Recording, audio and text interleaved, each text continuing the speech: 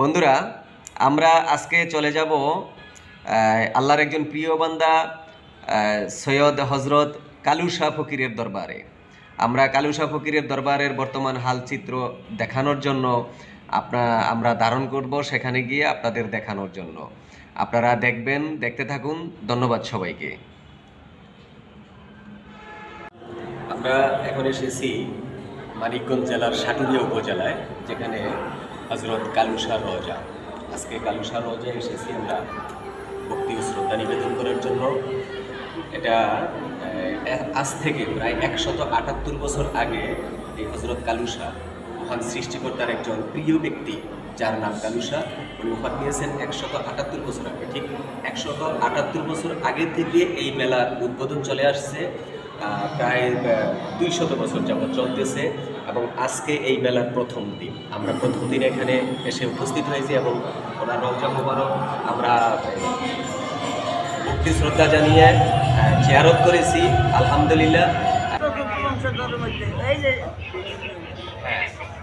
কিন্তু সুন্দরটা আমাকে আগে ভালো লাগাইতে হবে। আমি যে ভালো, আমাকে ভালো হিসাবে আমাকে উপস্থাপিত হইতে হবে, তাই না?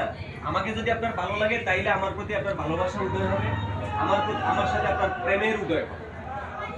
আমরা যেটা যতটুকু শিখে ফুটছে গোলাপ ফুল রে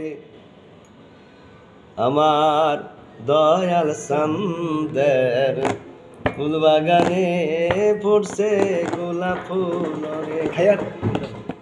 কেউ বলে তারে নূর তাজেল্লা, কেউ বলে তারে নূর তাজেল্লা, কেউ বলে রাসূল রে আমার দয়াল সান্দের ফুল বাগানে, ফুটছে গোলাপ ফুল রে। আমার দয়াল সান্দের ফুল বাগানে, ফুটছে গোলাপ ফুল রে। আমার রশিদ সান্দের ফুল বাগানে, ফুটছে গোলাপ ফুল রে। কেউ বলে তারে নূর তাজ।